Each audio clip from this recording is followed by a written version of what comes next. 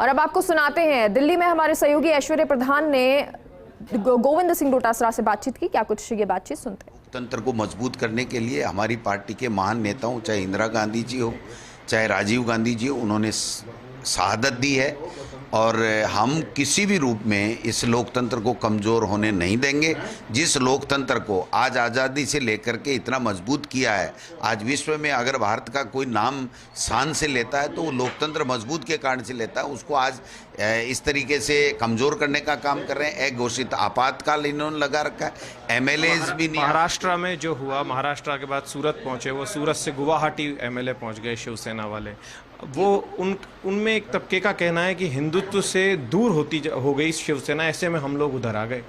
देखिए, ये तो बीजेपी का मेन एजेंडा है कि वो इस तरीके की भावना भड़का करके लोगों में धर्म के आधार पे बांट करके अपनी सत्ता कर रहे हैं और सत्ता के साथ साथ जो चुनी हुई सरकारें उनको गिराने का षड्यंत्र कर रहे हैं। इन्होंने मध्य प्रदेश में अपनी षड्यंत्र में कामयाब हो गए, महाराष्ट्र में नहीं हो पाए थे। इन्होंने षड्यंत्र रचा था। आपको पता है, रात को राज्यपाल को उठा करके साइन करा करके किस प्रकार से उन्होंने 7 बजे पहले शपथ ली थी, फिर उसके बाद में क्या हुआ।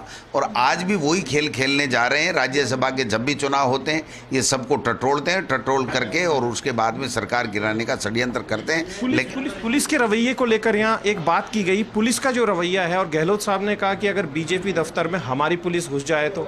मुझे एक सीन याद आता है कि आपके घर के बाहर बीजेपी के कार्यकर्ताओं ने स्याही फेंकी थी और फिर वो कहीं वहीं कार्यालय में कहीं छुप गए। भारतीय जनता पार्टी के कार्यालय में वो लोग बाग अपराधी वहाँ चले गए थे, मेरे घर के ऊपर दीवारों पे लिख करके। उसके बाद में पुलिस बाहर रही। बीजेपी के नेताओं ने, राजेंद्र जी राठौड़ आदि बड़े नेताओं ने उनको गाड़ी में बैठा के भारतीय भवन में भेजा और 7 दिन तक उनको खाना पहुंचाया। भारतीय भवन में वो रहे, लेकिन हमारी पुलिस नहीं गई।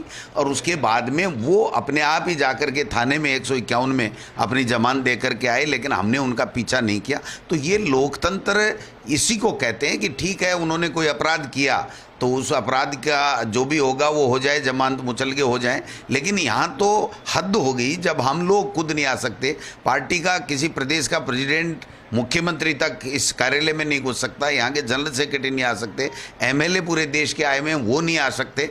इससे बड़ा दुर्भाग्य क्या होगा। इस दिल्ली को इतना बदनाम कर दिया कि पूरे देश में नहीं बल्कि विश्व में ये चर्चाएं होने लग गई है कि क्या मोदी जी और अमित शाह जी अब आगे चुनाव कराएंगे या नहीं कराएंगे, या इसी तरीके से जो सैन्य शासन की तरफ बढ़ रहा है। मैं समझता हूँ ये देश, ये बहुत ही हमारे लिए, सबके लिए खतरनाक है। ओवरऑल एक आखिरी सवाल, अब आप लोग क्या आज रुकेंगे या क्या रणनीति रहेगी? देखिए, लोग आ रहे हैं, भावना है उनकी, कोई बुला नहीं रहा है, सब लोग आ रहे हैं। और कांग्रेस का कार्यकर्ता इस एपिसोड से मजबूत हुआ है।